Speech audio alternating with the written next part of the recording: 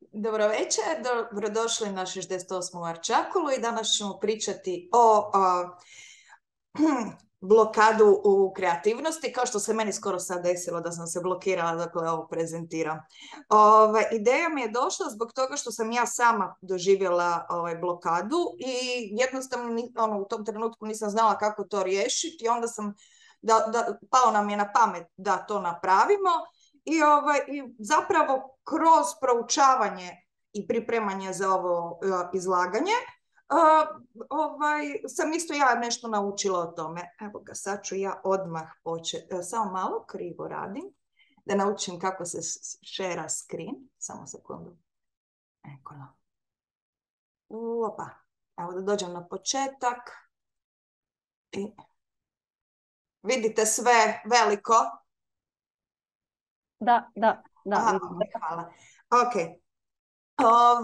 Znači, kako sam počela se baviti tim pitanjem, onda proučavala sam jako puno knjiga, i počela sam od ideje što je zapravo umjetnost u našem društvu, jer moramo uvijek gledati da mi smo u našem društvu zapadno društvo i uloga umjetnosti i čemu pridonosi umjetnost u našem društvu.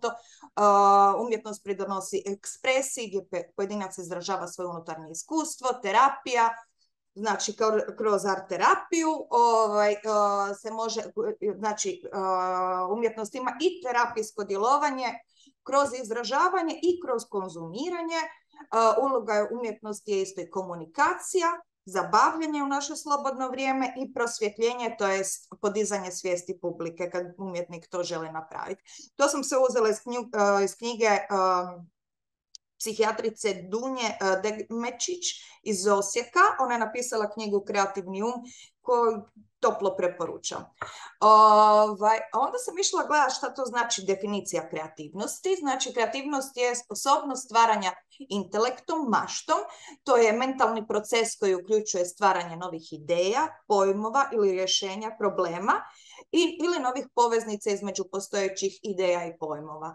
A meni se jako sviđa što je rekao Carl Rogers, to je američki psihoterapeut. On je rekao da je kreativnost ljudska potreba da se realizira, da ostvari svoje potencijale. To mi je jako simpatično i zapravo istina. Onda sam malo isto pretražila u toj knjizi tijek kreativnog procesa. I zašto sam to napisala temu? Jer ova knjiga koja sam čitala se bavi, znači, kreativnošću ne samo umjetnika, nego isto i znanstvenika, znači baš ono sveobuhvatno istraživanje o kreativnošću. Jer zapravo ne bavimo se kreativnošću samo mi umjetnici, nego svi koji se nalaze pred nekakvim problemom, oni najčešće kreativno rješavaju taj problem. I onda zato sam dodala tu temu. Nije samo problem riječ. Znači, tijek procesa je pronaći i formulirati problem ili temu, steći znanje relevantno za rješavanje problema, to jest učenje, znači ići na akademiju, imati praksu i tako dalje. Sakupiti podatke vezane uz taj problem ili temu, znači svjesno traženje i nesvjesno traženje informacija u okolini, uzeti si vremena za inkubaciju, tako da to što smo sakupili i to znanje koje imamo da se promiješaju u našem nesvjesnom umu jer tako isto i probavljamo to, tako mi to kažemo nekako. Sakupiti i stvoriti, znači, ali onda isto i svjesno moramo sakupiti i stvoriti veliki broj ideja i kombinirati te ideje na različite načine i izabrati najbolju ideju koja je izvediva i pokazati to vanjskom svijetu. Na primjer, kod nas je to napraviti izložbu ili prikazati svoj rad. Odlike kreativnog procesa, kako sam proučavala, i dalje se vraćam na tu knjigu, onda to je iz 2017. knjiga, znači relativno je novijeg izdanja. Onda sam gledala isto na kojoj poluci mozga se nalazi kreativnost, da li je istina lijeva polutka mozga, desna polutka mozga. sva istraživanja koju su napravili znanstvenici su pokazala zapravo da je naš mozak kad je kreativan čitav mozak se aktivira, kod nekih ne znam, kod glazbenika više se aktivira jedan dio mozga, kod umjetnika drugi dio mozga, ali u biti sve zajedno radi, jedino je frontalni dio mozga onaj koji se češće aktivira. I jedna važna stvar kod kreativnosti da je to zapravo rezultat posljedica drugog rada.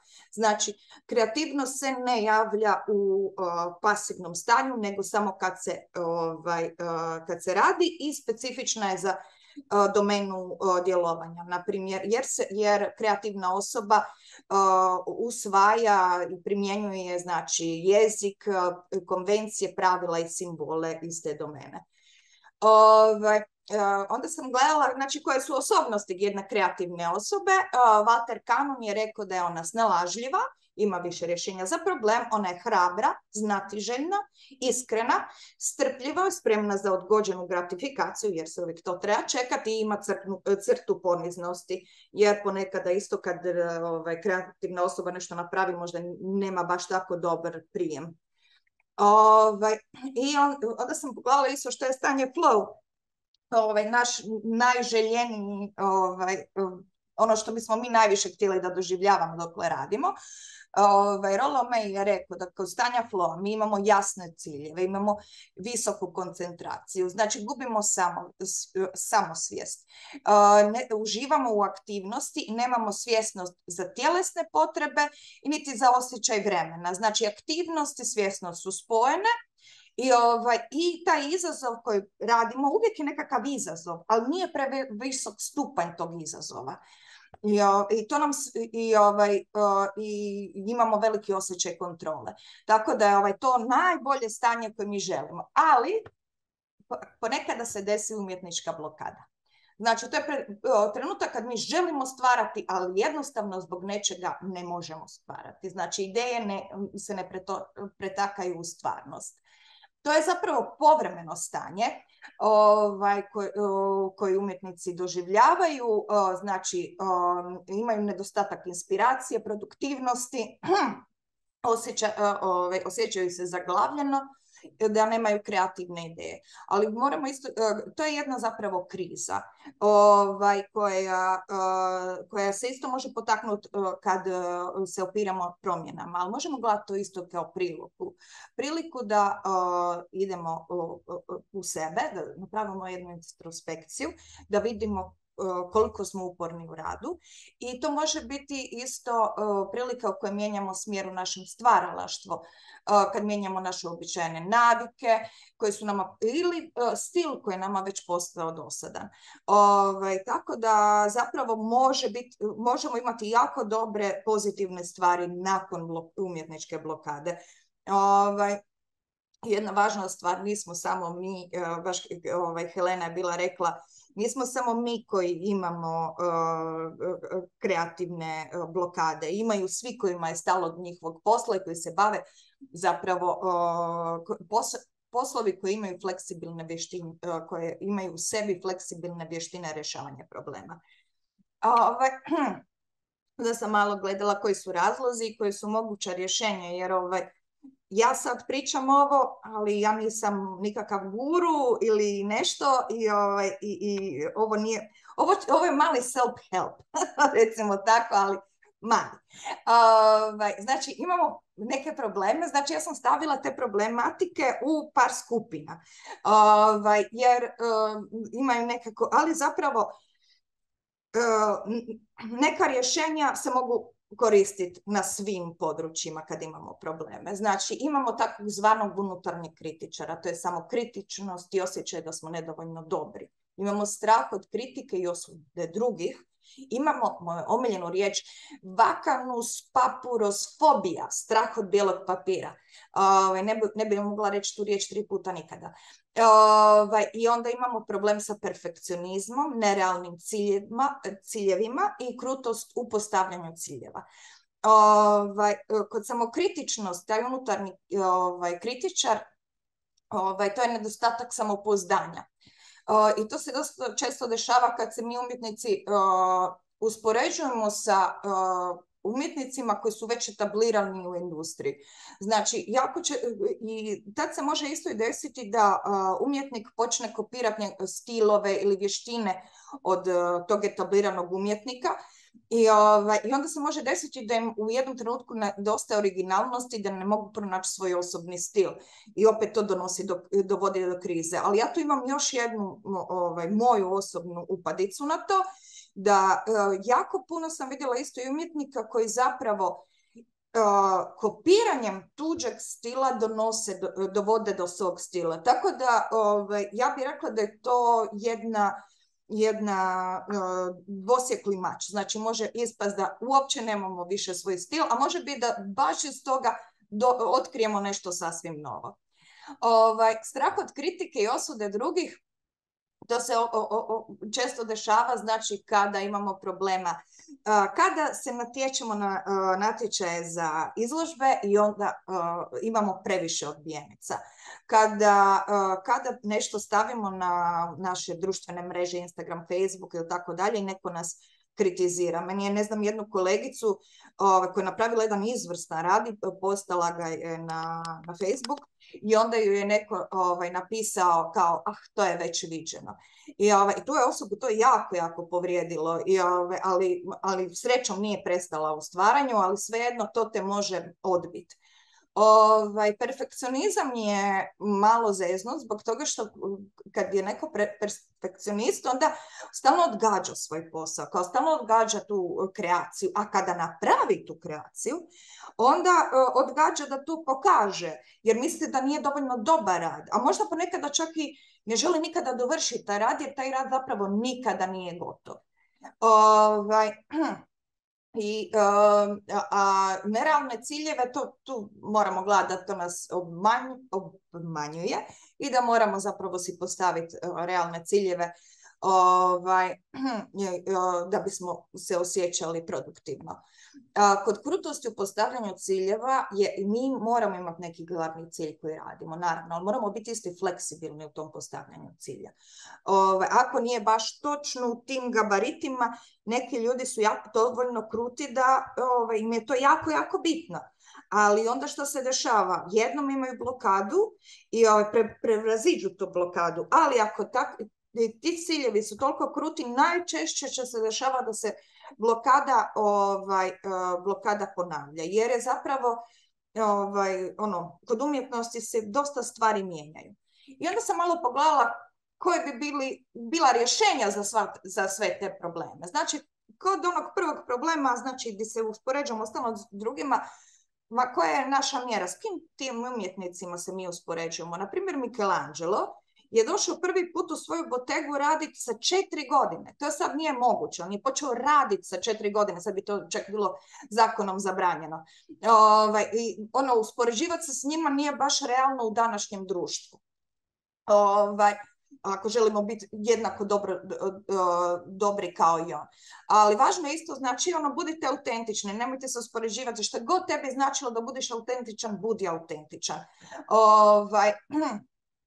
Možeš koristiti svoje kreativne procese kao način samoizražavanja. To sam ja, na primjer, radila kod glavonja. To je, na primjer, Frida Kahlo radila kad je imala sve one probleme, kad nije mogla imati djecu, kad je bila bolesna i sve te druge probleme. Ona je to sve izražavala kroz slikarstvo.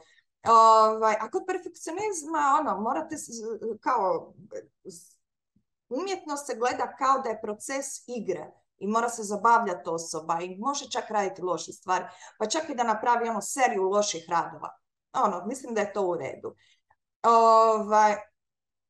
I još jedna važna stvar kod tih situacija, na primjer kad imamo loš feedback od drugih, je jako bitno da imamo jedan otvoren razgovor sa kolegama od povjerenja. Njihova povratna informacija nama je jako bitna i možemo isto razmijeniti iskustva sa tim kolegama, na primjer kao u Arčakuli. Znači, i tamo možemo napredovati i međusobno se možemo poticati u stvaralaštvu. Onda jedan problem, evo, na primjer, to mene često imam problema sa time, znači ako imate kaos u glavi, ako ste prenatrpani idejama, ili ako je zadatak jako kompleksan. I tada može doći do kreativne blokade. Znači, jedna stvar je kao idemo korak po korak. Znači, umjetnički proces se može podijeliti na različite faze. Znači, stvaranje koncepta, stvaranje, ali možemo onda još više to, ako vam je to isto preširoko i prezahtjevno, onda još na manje dijelove se može podijeliti taj radni zadatak. I onda znači svaki put kad se radi taj korak po korak, možda je malo smiješno, ali meni to jako, jako puno pomaže i većina stvari koje ovdje pišu na ovoj stranici su meni osobno pomogle. Znači, osobni brainstorming, znači kao što je napravila, ja mislim, Tamara Zečević kad je predstavljala, onda kad je tražila koncept, je uvijek pisala svoj koncept i to jako, jako puno pomaže. Da si raščistite ideje, da istražujete, da postavite određenu temu za istraživanje, da odaberete koncept i možete napisati sve ideje bez straha, jer to tako vidite samo vi i nije bitno da li su ideje dobre ili ne. Glavno je da izlaze iz vas, a to vam jako, jako pomaže u pročišćavanju tih ideja. I može se isto i postaviti raspored. I to vas drži i motiviranima i odgovornima sami prema sebi. I vidite isto tako i svoj napredak.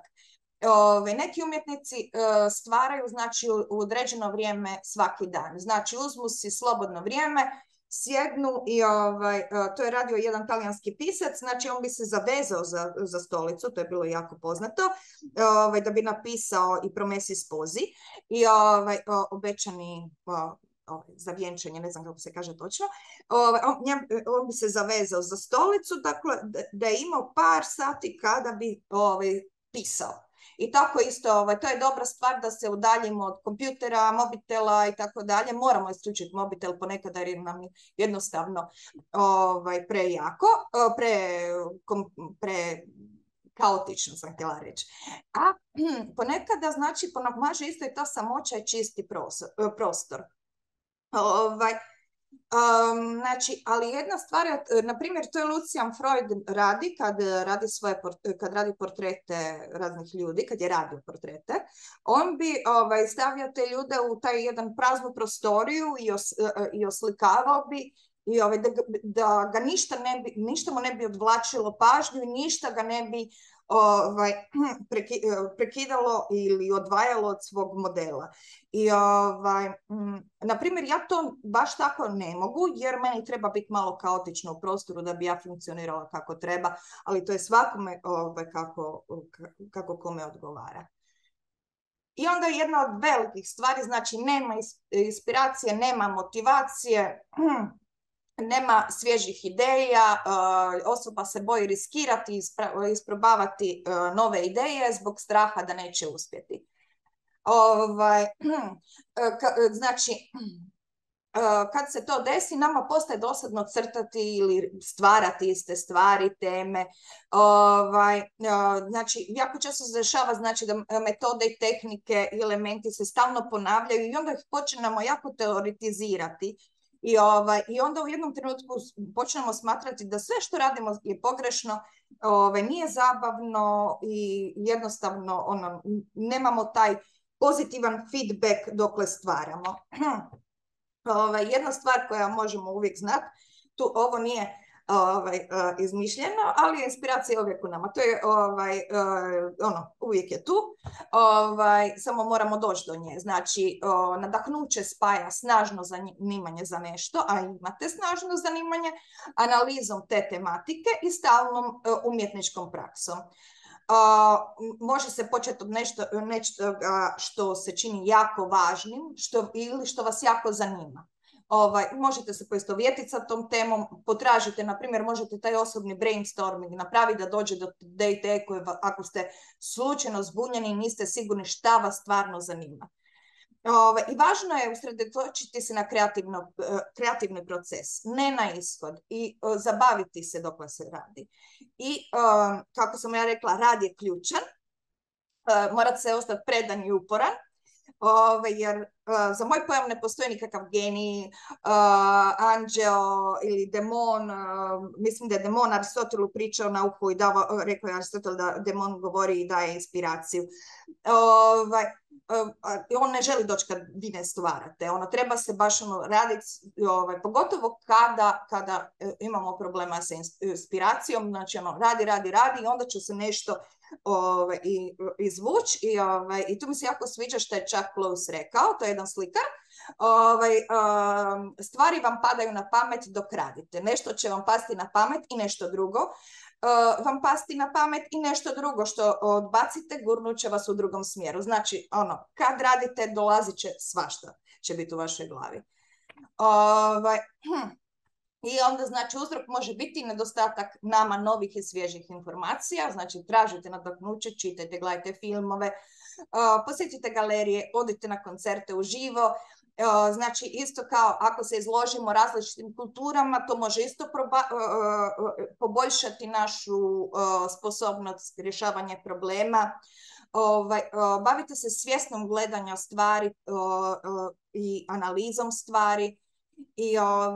I to vam može isto promijeniti perspektivu i onda tako možete početi stvari gledati drugačije. Ako slučajno vam rutine postaju automatizirane i dosadne, možete promijeniti te svakodnevne rutine. Možete istražiti nove procese stvaranja i razmišljanja, koristiti nove medije ili alate koristiti na neke nove načine. I jako važno je promijeniti okruženje isto. Znači, možete izaći iz svog radnog prostora, sama promjena svjetlosti, na primjer kad slikate, kad izađete iz svog radnog prostora, odete na drugu poziciju, ne znam, izađete van u dvorište, na balkon ili u kuhinju, mijenja se svjetlo, mijenja se kut gledanja na stvari. I onda imamo još jednu stvar, znači nedostatak znanja o tehnici i tehnologiji. Mislim da je tu jednostavno. Morate naučiti karakteristike svojih alata i materijala. Preporučujem, ne znam, ja jako često gledam YouTube kad negdje zapnem i onda stvarno nalazim svašta tamo. Čitajte knjige o tehnikama i pohađajte tečaj ili radionice. To znam da ja radim, to mislim da radi isto i Matilda, nešto je bila pričala prije. I čitajte biografiju umjetnika, knjiga o njihovim radovima, kako su rješavali probleme. Mislim da to jako puno pomaže. I onda imamo tu i, kao što nas isto može blokirati, je emotivna i fizička iscrpljenost i isto prenatrpanost drugim obavezama. Znači, mora se ponekada stati. To je isto dio kreativnog procesa. Kao što sam prije rekla, dakle sam govorila o različitim fazama kreativnog procesa, ponekada jednostavno moramo stati i dopustiti našem mozgu da konsolidira sve one stvari koje već znamo. I to mu jako puno pomaže, isto kažu da je vježbanje, meditacija, meni osobno vježbanje pomaže. I odmor je jako važan jer su studije pokazali ko manje spava, to je manje kreativan. A kad smo znači kolotečina je svih nas, nama se desi da upadnemo u kolotečinu svakodnevnica sa drugim obvezama, na primjer neko ima dijete, neko se seli i tako dalje, i to znači to su isto prolazna stanja i to je jedna stvar, znači, kako si možemo sebi reći, kao to će proći, vratit ću se na to, jer ponekada je stvarno ne možeš. I onda sam malo, to je više manje sve, ja ću vam samo još podijeliti, nadam se da nisam bila prebrza, samo ću podijelit ću s vama samo još par ovih izvora kojima sam se služim i koji bi vama možda mogli biti interesantni. Znači, prvu stvar sam koristila tu knjigu Kreativni um od Dunje Degmečić, to je ona je psihijatrica u Osijeku i napisala je tu knjigu. Meni je jako iskreno zanimljiva zbog toga što proučava tuđe studije o kreativnosti i to mi je jako zanimljivo. Onda kad sam bila na faksu sam čitala The Artist Way i ja mislim da nisam jedina, mislim da je pola nas imalo tu knjigu doma dok smo studirali i tamo sam uzela taj brainstorming pisanja, znači slobodno pisanje, ne znam, 3 stranice piše i dokle ti ne dođu te ideje, dokle si ne pročistiš um. I onda sad sam isto pročitala, dakle sam se pripremala, Rod Jenkinsa, kreativniji ste nego što mislite. I ima jako puno priča o različitim umjetnicima, kako su se suočavali s nekim problemima i fora je. Mislim, to se čita kao roman, ta knjiga. Pogledala sam taj sajt, gledala sam jako puno sajtova, od kojih sam uzela samo The Pointless Artist, i taj mi je bio najzanimljiviji, i uzela sam isto neke informacije iz tih sajtova i isto iz ovog. A ovo atomske navike što sam stavila ovdje dole od James Cleara, to ja znam da je sad trenutačno jedan bestseller, ali sam ga stavila ovdje, ja sam ga pročitala. Kad sam ga čitala mi je bio interesantan. Možda bi nekome možda dobro došao za motivaciju, zato što je to jedan čovjek koji je imao neku veliku bolest, pa onda se pomoću navika, zdravih navika si je poboljšao život. Meni je to bilo interesantno, dakle sam čitala, ali nisam baš primjenjivala pretjerano, ali me stavio na razmišljanje. I to je sve. Hvala vam puno. I uvek kad imamo problema, uvek se javimo Arčakovi. I to je to za sada. Ja bi sada pitala, ako može, znači ja bi kasnije pričala o pitanjima i da malo razgovaramo, ali bi prije pitala Kristinu da podijeli sa nama svoje iskustvo kad je imala blokadu. Hvala Lea na super inspirativnom izlaganju. Slušajući tvoje izlaganje, vidim da sam ja imala stvarno simptome pa skoro svih ovih negativnih čimbenika koji utječu i vode do krize i kreativne blokade. Pa sam tako nekoliko mjeseci u tom trenutku i stagnirala i tražila to nešto svoje.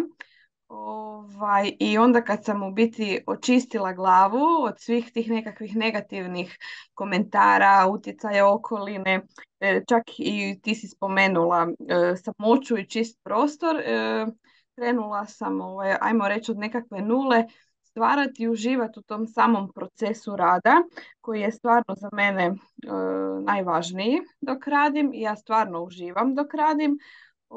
I oslobodila sam se od svih tih tuđih očekivanja i krenula zabavljati. I onda to poluči nekakve, ajmo reći, uspjehe. To može biti da si ti sam zadovoljan sa tim nekakvim svojim rezultatom, a onda to poslije vide i drugi. Tako da, eto, prepoznala sam se svakako u tom izlaganju. Hvala. Si htjela još nešto možda podijeliti s nama? Pa za sad ne. Dobro. Hvala. Dobro.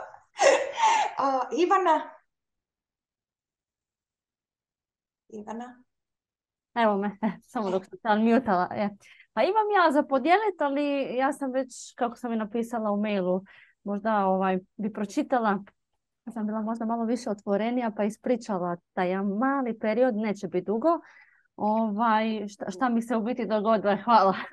Ovo nije slika iz tog perioda kad sam ja imala tu blokadu, ali evo, znači kreativnu blokadu sam osjetila nekoliko puta, i to najviše što mogu reći ovdje od kad sam se doselila u Švedsku, dogodila mi se jedan dugi period od jeseni, možda više bliže zimi 2014. do skoro proljeća 2017. I ta blokada je bila više povezana sa tim jer sam radila novi posao koji nije imao nikakve dodirne točke sa strukom. Radila sam u restoranu. Moram reći, znači nisam čak radila ni kao servis, nego sve je krenulo naravno od početka od čišćenja. Nije bio problem čistiti, nego nema veze sa mojom strukom. I onda, iako je u početku sve bilo novo, sve bilo nešto cool, učila sam novi jezik, ali opet bilo je malo frustrirajuće jer je to dugo trajalo. I onda su se tu nizale neke druge stvari, znači više tu bila neki privatni problemčići, nesnalaženje ili možda traženje svojeg mjesta ovdje pod ovim nebom, švedskim nebom bi rekli. Šta sam htjela još reći? A ostale blokade koje sam imala su se znala dogoditi ili ostalo možda jedna, dve, u biti su periodi kad ne slikam, ne znam, 2-3 mjeseca, najduže, možda 4, evo sad mi se dogodilo da nisam slikala od 11 mjeseca, da, jer sam preokupirana više sa drugim stvarima. Radim i nekad na više mjesta i onda jednostavno ne stignem, a nekad se dogodi neke izvanredne situacije, nekakav mali lagani neuspjeh u nešto privatno, u smislu na poslu ili tako, i onda jednostavno taj kist ne ide u ruke. A ono što bi radila u tom momentu, mislim što radim još uvijek, osim što sam na ovom projektu Art Čakula gdje se družim sa umjetnicima i razmjenjujem ideje, obilazim redovno izložbe, uvijek imam nekih ideja i evo, baš kao što je Lea rekla, treba nešto zapisati, ja sam zapisala masu toga i baš sad se sjetim, pa imam ja to negdje zapisano. Ali kod mene je stvar isto a vjerojatno da su se svi našli u tome, kad puno toga radite, puno toga pišete, nije to vezano nekad u nekom momentu u životu, u nekom periodu samo za umjetnost, onda vam se te neke zabilješke pogube među hrpom papira, i onda nastupi taj neki kaos i onda treba pročistiti taj prostor. Evo sad ja nalazim u tome, a to je kod mene nekad nemoguće. Nisam neki skupljač, ali imam masu papira koja ja moram prvo pregledati, pa ću ih onda baciti. Onda se toga nekad skupi malo više. To je neki isto problemčić. Ali imam zaista dosta zapisanih tih koncepata, što sam mislila, wow, ovo je super, jer negdje ispričam, pa onda na brzinu na mobitel nešto snimim ili mislim da bi trebala to sve pronaći. Ali uglavnom uvijek pokušavam naći neku motivaciju da bi se izvukla iz te blokade. Nekad se dogodi da to bude možda poziv na neku izložbu ili vidim da je neka izložba na koju se mogu prijaviti i onda sama sebi je sad moraš početi raditi i to nekako krene. Možda sam kruta, možda sam previše stroga nekad prema sebi, nisam perfekcionista, da mora biti sve perfektno, ali i nije da razmišljam ovo mi je loše, nešto ne valja, nije da mislim da mi je super, ali jednostavno radim pa kako ispadne, pa nešto wow, pa mogu ovo, mogu onako, ali onda nekad bude i taj neki strah kad sam gotova, pokažem ja te slike, ali čekam reakcije, nekako sam možda nesigurna u nekim momentima. To je ovako čisto malo otvorenije o to, ali mislim zaista čitanje knjiga, pročitati razne biografije, mislim da je to dobar savjet, voditi kurseve, ići na kurseve, ja nisam išla na kurseve baš tuđe, ali vodim svoje i mene moji polaznici dosta inspiriraju i nekad im zaista iskreno kažem, pa vi slikate sada više nego ja, i oni su tako sretni.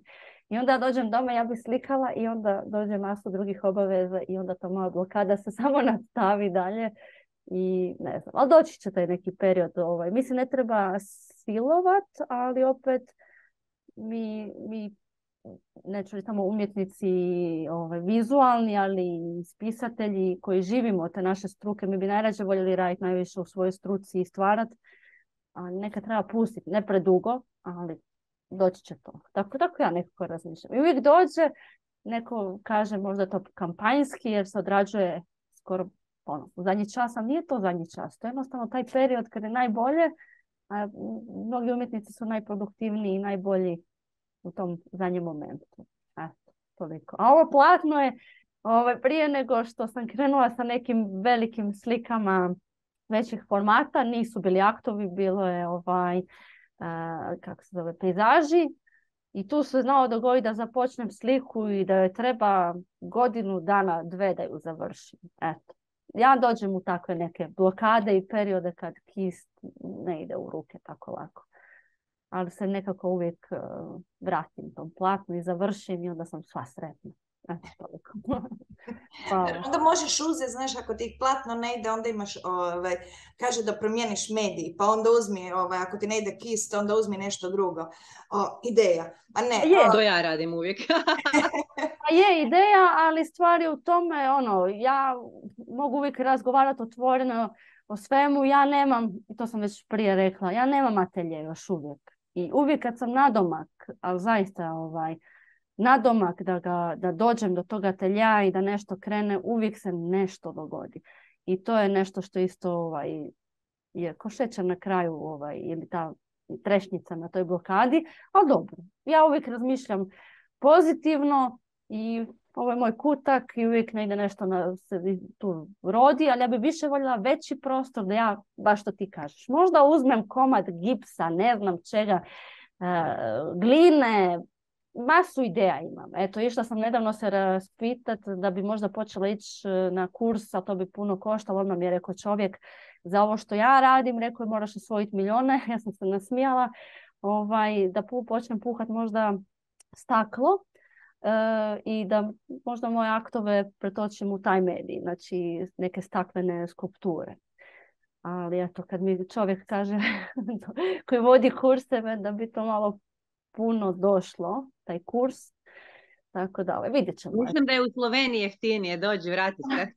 Pa da, ja mogu reći, ja sam vama rekla, ja sam dosta po nekim pitanjima možda malo nespretna, tako bar razmišljam otvoreno o sebi da bi se mogla spržiti. Odmah sam rekla, ja se malo i bojim, ali evo, voljela bi početi ići i on je rekao da bi on to sve sa mnom sredio, ali kaže, te ideje koje ti imaš i to da bi ti radila neke skulpture, to malo je previše da se ne bi isplatilo. Previše bi on to morao, možda to samo ovdje na Gotlandu tako, ali eto.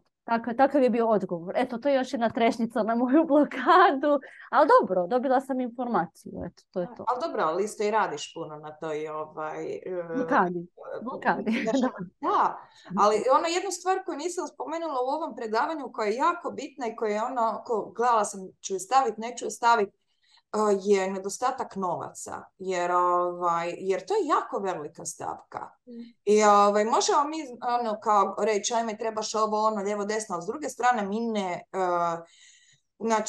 mi ne možemo si platiti baš sve račune. Ti moraš raditi kurseve, ja radim kurseve, mi radimo svi ovdje na Arčaku i radimo 1000 poslova da bismo mogli stvarati. I ponekada je jednostavno jer moraš živjeti. I onda je ponekada jednostavno preteško sve to uspjeti. Ali isto moramo biti malo nježniji prema sebi i reći ok, to je sad ovo stanje. Proći će.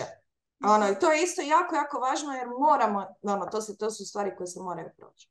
Pa je, istina. I mislim da treba nekad pustiti, ali ne predugo. Jer opet na kraju smo svi zadovoljni i sretni kad dobijemo taj konačni rezultat ili kad naslikamo par slika, napravimo skulpturu, okinemo najbolje fotografije, ne znam, meni nekad se dogodi ne znam, imam masu toga i svašta bi ja nešto, ali opet onda na kraju utonem, ne znam kako bi to nazvala. I onda možda odustajanje, prerano odustajanje od nečega, ali dobro, to su te neke razne grane blokada, ali dobro, to je tako, ne znam. Evo Ivana je nešto napisala u chatu. Sad ću počitati. Može. Ja bi se na kraju... Može, nek se uključi. Uključi se. Ne može, jer radi, pa bi je zamolila samo da pročitate. Okay. Ona je rekla, mislim da je kreativna blokada nešto što smo svi iskusili, kako je Lea rekla, i da veliku ulogu igraju svakodnevni problemi. Zapravo svi nekako se nosimo s tim i nema nekog recepta kako to riješiti, osim upornosti i samodiscipline. Da, rad je stvarno bitan u rješavanju tih problema. Jel me čujete možda? Čujemo te. Ok. Na mobitelu sam, a i na poslu sam i nemam baterije puno, pa dok vas još čujem i vidim, ja sam zaboravila punjač. Da, super ste zanimljivo sve rekle i zapravo je to točno sve što je već iskomentirala kroz prezentaciju i tako dalje. Ono što sam i napisala sada u poruci, nema tu nekog posebnog recepta, osim se nosi sam sa sobom i nekako se izboriti s tim problemom. Jer mislim da su i svi veliki umjetnici, kao što je Lea već i rekla i kroz prezentaciju, ne znam, svi se s tim suočavaju, jel?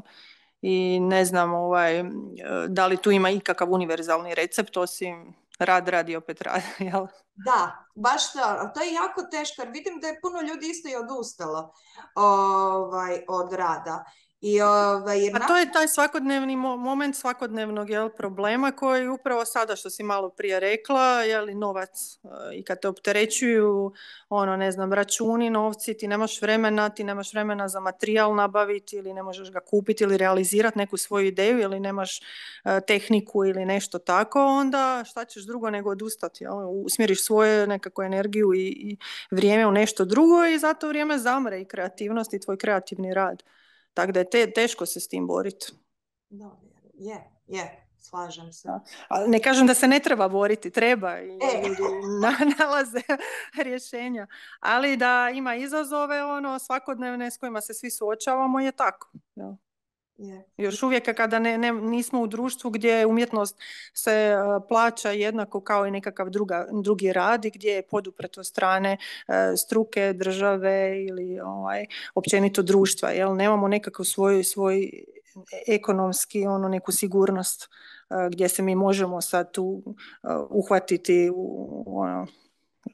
za nešto čvrsto, nego tako plutamo i snalazimo se, malo radionice, malo ovo, sad što malo prije si Lea rekla, ali to nije nešto što tebi može graditi dovoljno život, barem ne u našim okvirima, u ovom dijelu regije ili nešto na zapadu je neka druga situacija, ali tamo je i društvo drugačije, društveno-ekonomske prilike su drugačije, pa je onda umjetnost gledana kroz prizmu, ja bih rekla, ipak više tog nekog ekonomskog profita.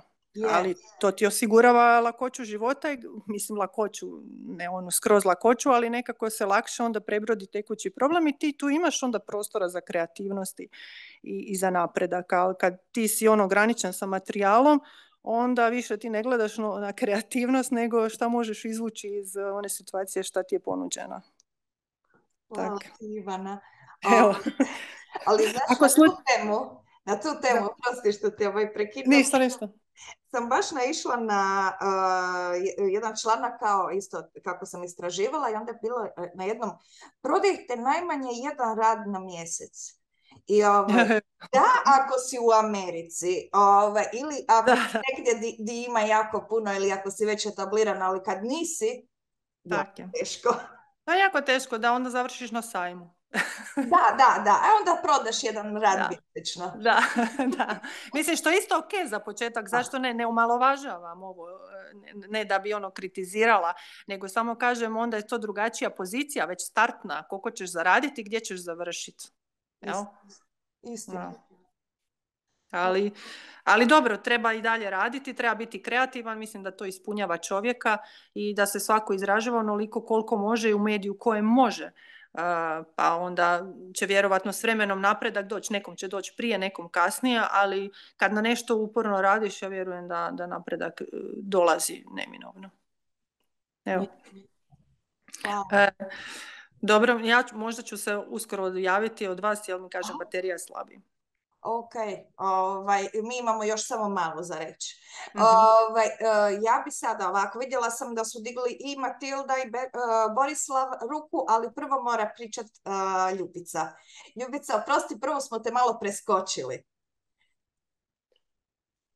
Evo, sad sam se unmutala, nema veze.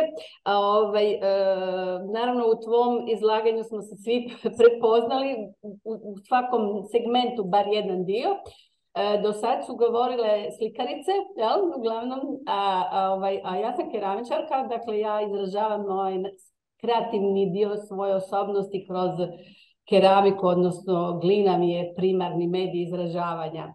Što se tiče same inspiracije, ideja, ja s tim zapravo nemam baš nekih velikih problema, jer mene inspirira sve oko mene. Ono što sam više puta već rekla, priroda specijalno je stalni moj izvor inspiracije. I ja u stvari tu svoju fascinaciju prirodom nastoji stalno unijeti u svoje radove. Sad, u tom pretvaranju moje inspiracije u konkretan rad, naravno da imam probleme kao i svi drugi. Znači, s jedne strane su to nekakvi problemi koje ne bi nazvala uopće nekakvom kreativnom blokadom, čisto tehničke prirode, dakle, zamislim si nekakav rad, ali još u tom trenutku nemam nekakvih resursa i nemam dovoljno znanja s kojima bi ja sad to još izvela, pa onda ok, ajde, ta mi je instalacija nešto prezahtjevno, preveliko, nemam ja tih mogućnosti da sad napravim ne znam kakvu instalaciju od 1000 sitnih komadića, ostavit ću to za neka druga bolja vremena i recimo da to ne bi spadalo u tu nekakvu kreativnu blokadu. Ali ima sad nekih drugih stvari. I ja sam isto dok sam ovo kao mislila što ću danas reći, išla malo razmišljati o sebi i onda sam nekako detektirala, osvijestila kod sebe nekakve 3 vrste zapravo tih kreativnih blokada. Prva je zapravo, ne znam koliko je to blokada, ali kako mi sve živo i neživo interesira i kako stalno sve što vidim je izvor inspiracije, onda u isto vrijeme imam, ne znam, 1000 ideja i sad ja bi i ovo i ono bi i onda javlja se dilema, ne znam, hoću sad ovakvu poruku, hoću ovakvu boju, hoću ovakvu i sad od tih silnih puno ideja na kraju se dogodi da jedanput, ne znam, uopće ne znam šta bi zapravo napravila. I sad, 1000 ideja, a ništa konkretno sad ne napravim. Sad što sam kod tebe čula u tekstu, taj osobni brainstorming, evo, to ja radim, a nisam znala da to radim. Ja si onda sve te ideje idem skice napravim, pa onda skicu ovog, skicu onog. I sad jednog dana ću ja nešto od tih skica napraviti i stvarno se događa da povremeno malo to listam glavu, ja mislim se, ovo bi stvarno mogla napraviti. I tako ja to stvarno jednog dana napravim. Onda imamo drugu vrstu, recimo, blokade koja se zna dogoditi je kad radim neki rad za izložbu, hoću se prijaviti na neku žiriranu izložbu. I obično te izložbe imaju temu. I često su te teme su dosta apstraktne. Ti pojmovi su dosta apstraktni. Oni traže od tebe da izraziš, ne znam, svoj stav, viđenje nečega. Nekad je pojam takav da nemam pojma uopće kaj znači, pa moram tići pogledati kaj to znači. Onda što radim, onda idem radi što si ti radila. Sada, kad si se pripremala, a to znači idem na internet na istraživanje tog pojma i onda sve živo pokušavam naći o tome, o čemu se radi i onda postepeno dođem do nekakvog saznanja, ja bi tu sad taj pojam, doživljaj tog pojma izrazila na takav i takav način.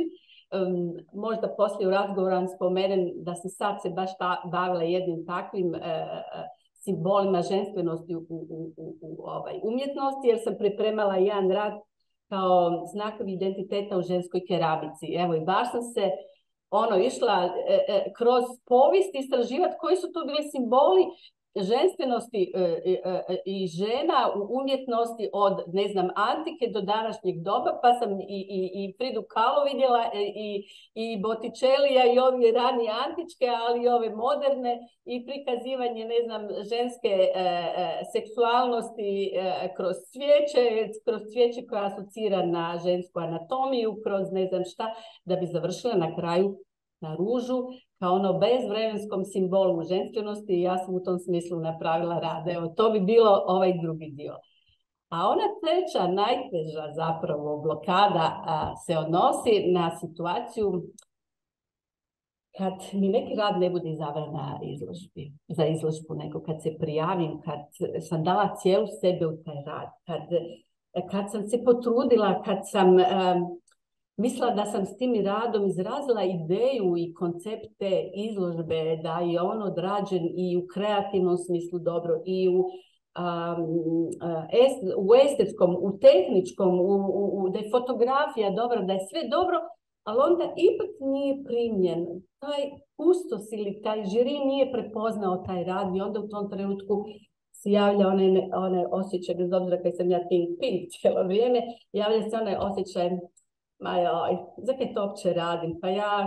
To uopće nema smisla, to što ja radim, kome to zapravo uopće treba? Što to meni uopće treba? Zašto ja to uopće radim? Mogu se baviti s nečim drugim. I onda na kraju, ajde, odem u prirodu, odem u društvo, dođem tamo, odem ovdje, a onda na kraju uvijek ponovo ta potreba za kreativnim izražavanjem opet dođe u prvi plan, jer ona zapravo nikad nije ni prestala, Eto i tako završava moja kreativna blokada s time.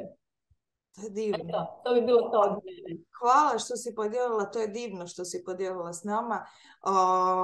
Da, to je jedna, ova kreativna blokada kad te odbije, to je ful teško.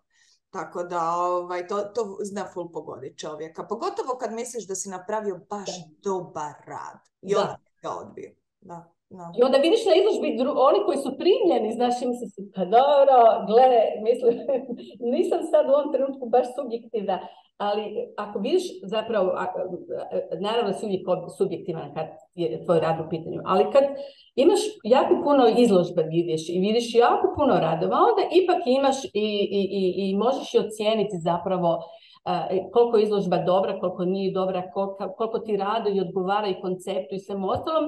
I onda si stvarno nekad razočaran jer misliš da zapravo je tvoj rad zaslužio biti tu, recimo, više nego neki drugi ili bar je zaslužio biti s tim drugima, ne? Ne razumijem to. Ivana Kutuzović je rekla samo da Ljubica je baš lijepo izložila i pogodila u sridu. Hvala ti, Ljubice. Matilda uporno maše ručicom, pa ću Matilda pa Borislav, može? Probat ću biti brza, jer ima toliko puno toga i već ste većinom sve rekle. Ali ono što sam sad mogla izvući ovako lagano umorno slušajući i pokušavajući upiti sve što ste rekli, ja bi samo možda istaknula nešto što je zapravo jako važno, a to je da trebamo, vjerojatno si to negdje neko već spomenuo, ali evo da podvučem recimo. Treba osluškivati tijelo i fakat povremeno često gledat u sebe, ne?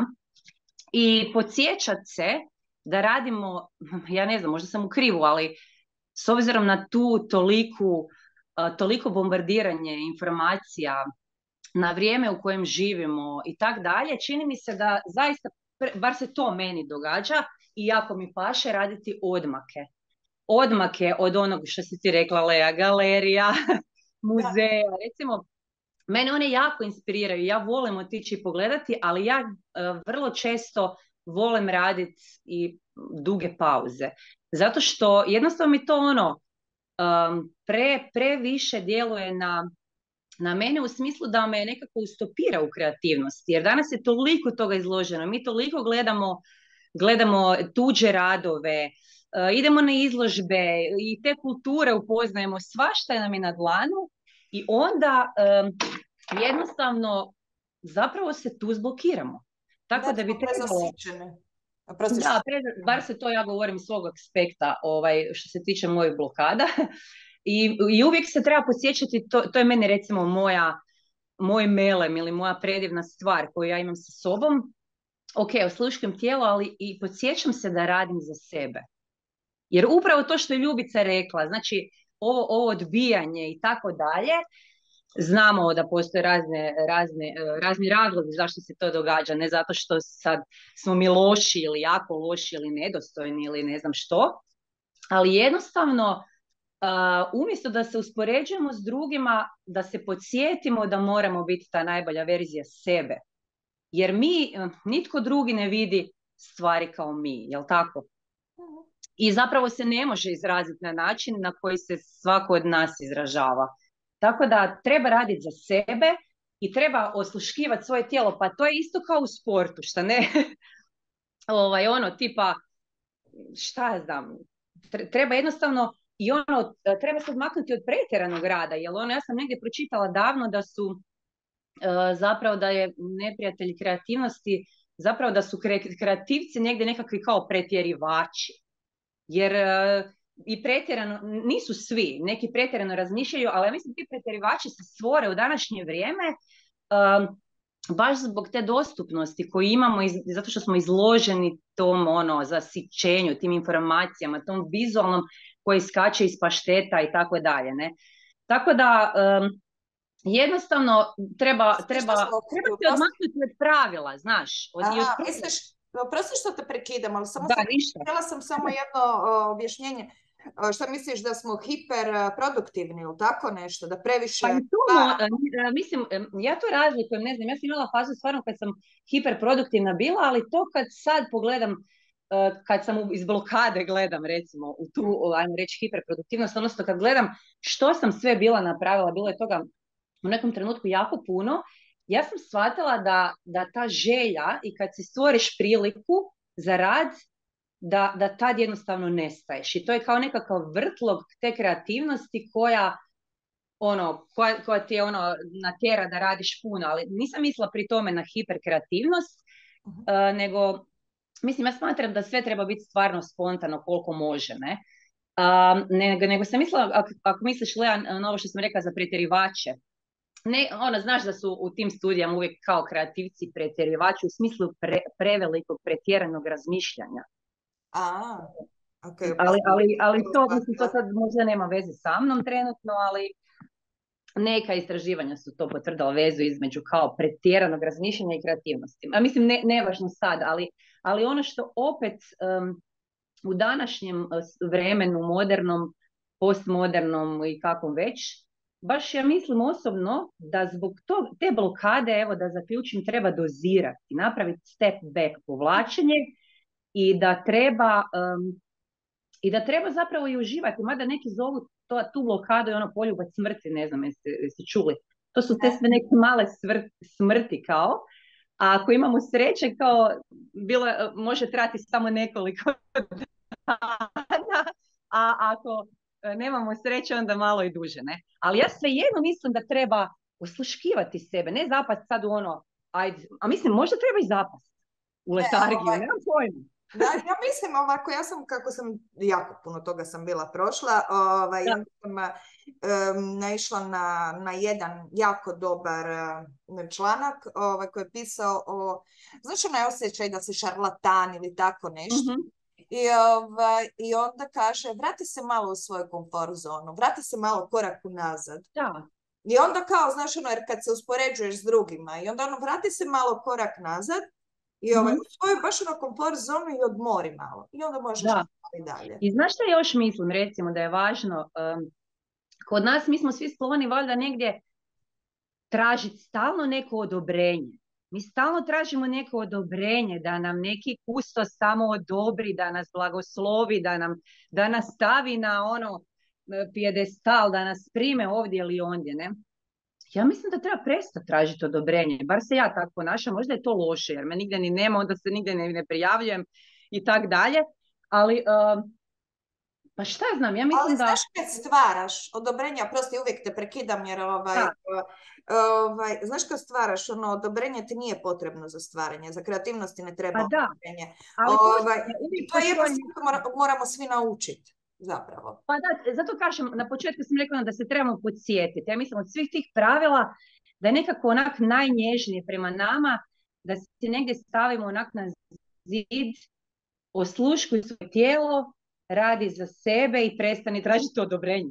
Znaš, onak nježno i jednostavno, da se jednostavno toga onak, da se podragamo malo, zagrlimo i shvatimo da ne mora tamo neki super kustos ili nemam pojma galerist stalno htjeti naš rad. Mislim, to zvuči sada onako malo ok, kad živiš od toga je sigurno jako teško, ali i tad ja mislim da je jako važno da moramo pogledati u sebe i moramo utišati taj negativan govor u nama što se spominjala, ali i negativan govor od drugih.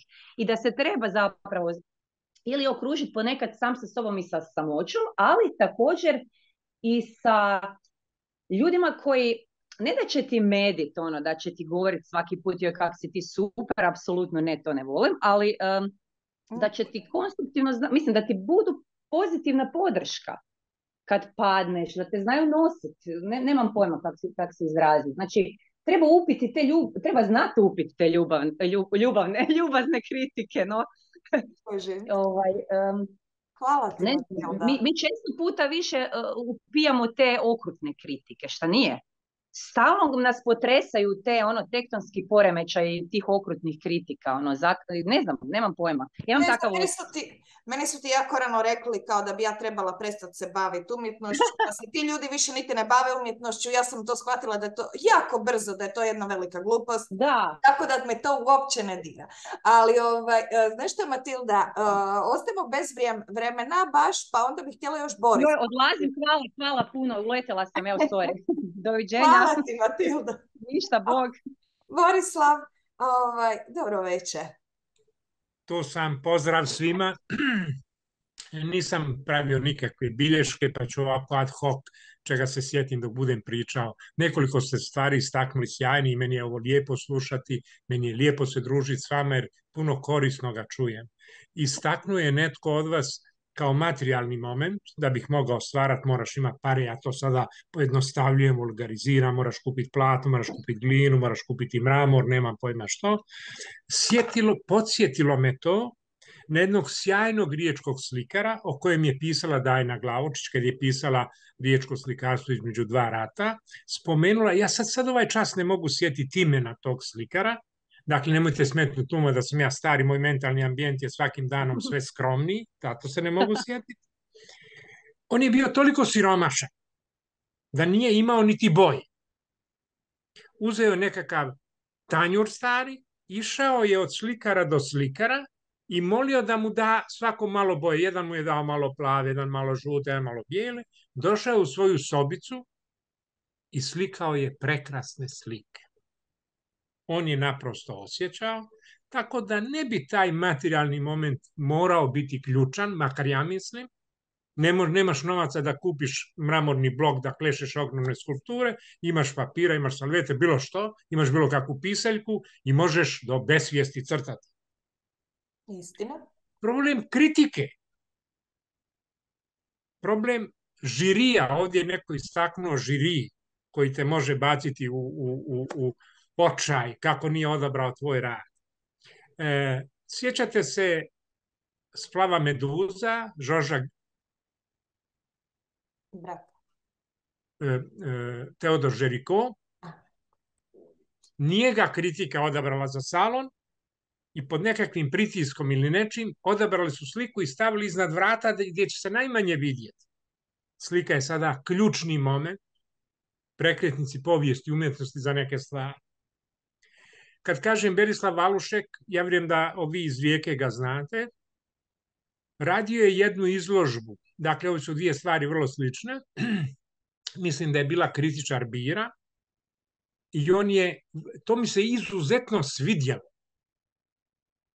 Jer je bio iskren. Kaže, ja sam za ovu izložbu odabrao svoje prijatelje. Ali to ne znači da su loši umjetnici. To su sjajni umjetnici.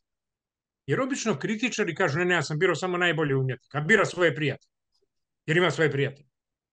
Valušek je tu bio iskren. I doista ja se sad ne sjećam svih imena, u Kortilu je bila izložba i doista nije bilo zamjerke na temu, na sve to. On je doista odabrao sjajne umjetnike, ali on je otvoren bio da su to njegovi prijatelji. Danas postaje problem kritike i procjene rada, postaje problem društvene mreže. To isto ovdje netko istaknuo, da netko na društvenim mrežama, a na društvenim mrežama, koje ne smiju biti relevantne, a one su okupirale naš cjelokupni, cjelodnevni život, svi su veliki stručnjaci za sve. Ne samo za umjetnost, za sve. I ako ti daju oni nekakvo svoje mišljenje, kao već je to viđeno, pa ja sada mogu pitati što jest danas originalno umjetnosti. Ako tražimo originalnost, možeš citirati, možeš prerađivati stvari, ali moraš gledati stvari u kontekstu vremena u kojem nastaju. Tako ja se ne obazirem na to što drugi govore, ali se obazirem na ono što ja osjećam. Ko je prije mene govorio? Matilda, jel? Da. Ona je rekla, ne znam da li me sada sluša, rekla je treba osluškivati svoje tijelo. Ja bih malčitske to treba osluškivati svoju dušu, svoju emociju. Ne tijela, vjerujem da ona mislila na to. Vjerujem da je mislila na emociju. Nisam čuo što je rekla. Iako sam rekla, usporedila sam u jednom trenutku sa sportašima, ali mislila sam da, unutar sebe, svoju dušu, naravno. Da, jasno, svoju nutrinu, svoje turbulencije. A te krize, to je najnormalniji ja bih nazvao najnormalnija pojava u procesima rada, da li slikara, da li filmadžije, da li pisca, da li bilo koga.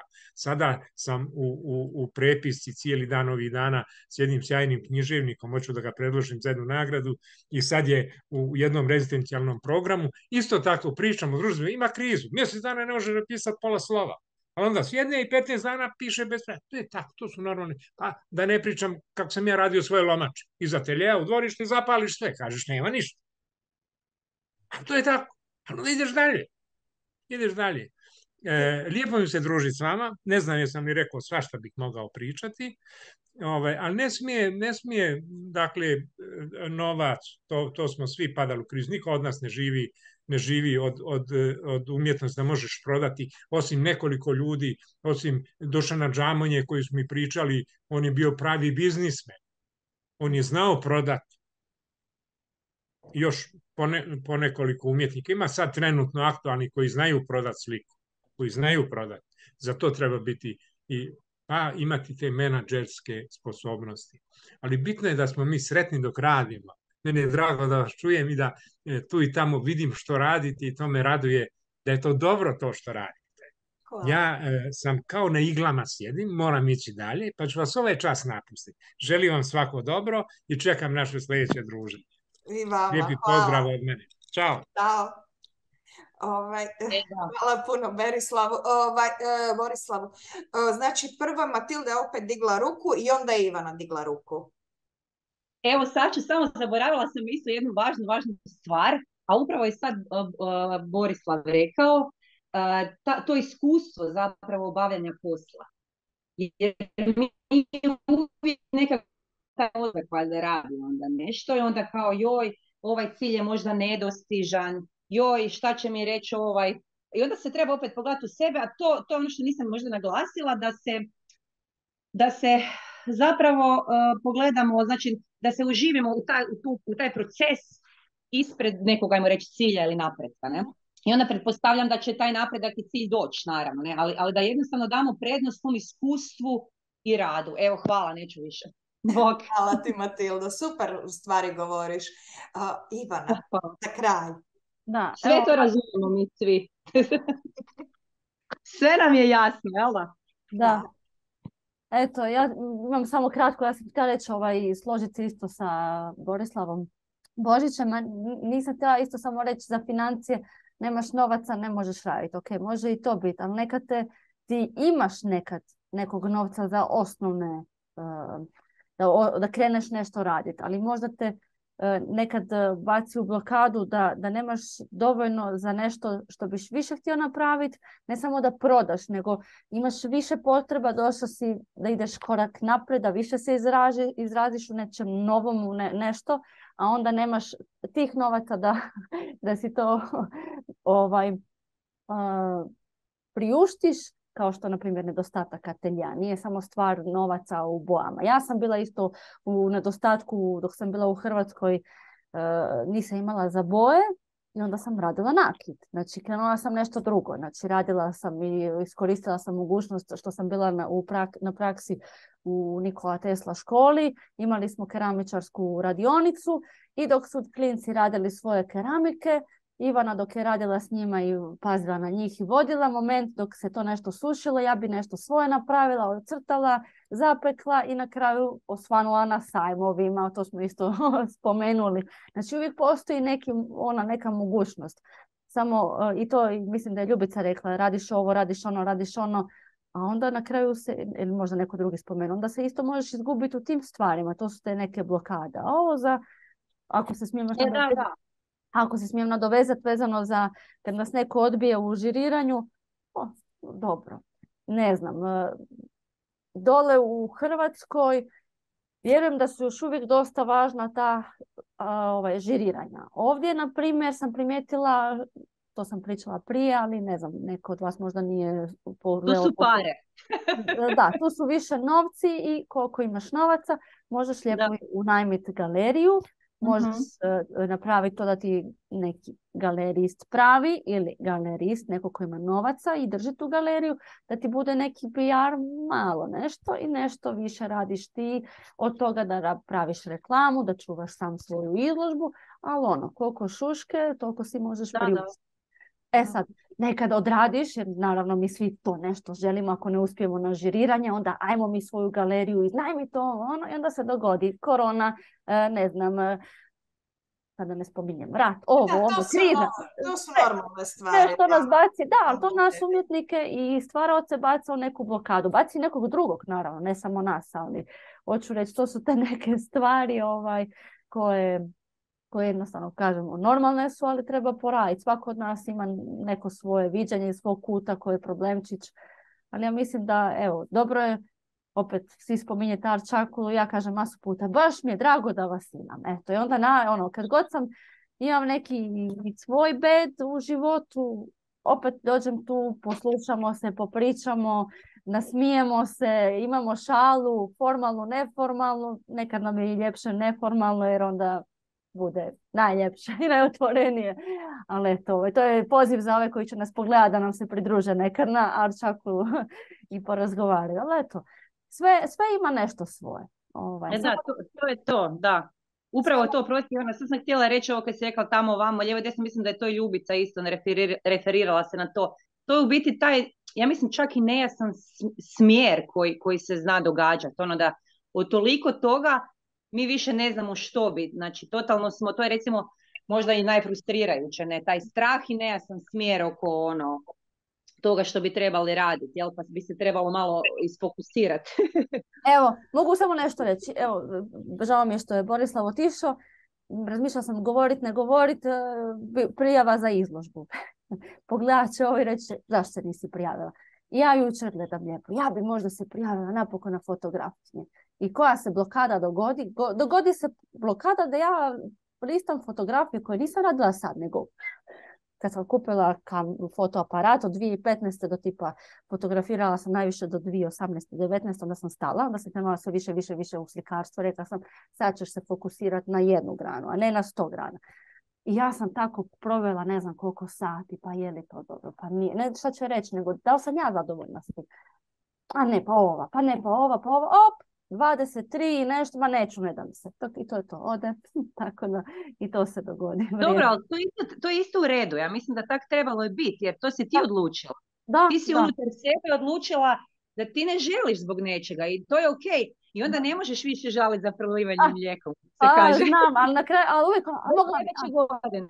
No? Dobro, eto, da ne dužim ja više, ne znam da li ima još neko komentar. Nema ništa više komentar. Evo Ljubica diže. A Ljubica bi još, ajde reci. Ne, ja sam sad htjela reći, u ovom trenutku sam shvatila kaj i rok da fotografije je prošao, jel? Ja sam ispitla. Ne, ja sam samo htjela reći za ovaj dio, onaj dio kad sam ja sama rekla vezano za sebe da odjedanput imaš užasno puno ideja i da sad ne znaš od tih silnih ideja šta bi, onda ti je mozak onak, znaš, kolonac koji kipi, sad staneš, više ne znaš šta bi. A ti si izrazila na neku vrstu žaljenja da ne možeš zbog materijalnih razloga ići na neke radionice i nekakve tečajeve koje bi možda... A to je bilo za staklo. Ali dobro, ali to moram reći zaista da mi je, nije mi rekao. Ali sad ću ti ja reći iskustvo nekog koji ide jako puno na radionice. Dakle, ja sam valjda u Hrvatskoj osoba što se tiče keramičara koja je bila na najviše mogućem broju radionica u Europi i u Hrvatskoj i mislim da sve apsolutno tehnike koje postoji, ja nisam bila na radionicama i svaki put hoću reći da je to dobro, da je to pozitivno, da onda nakon neke radionice kažeš, aha, gle, sad si mogu konačno realizirati onu ideju jer sad znam kako, mogu i tak dalje, ali to ima i negativne strane. To odlaženje na silne radionice.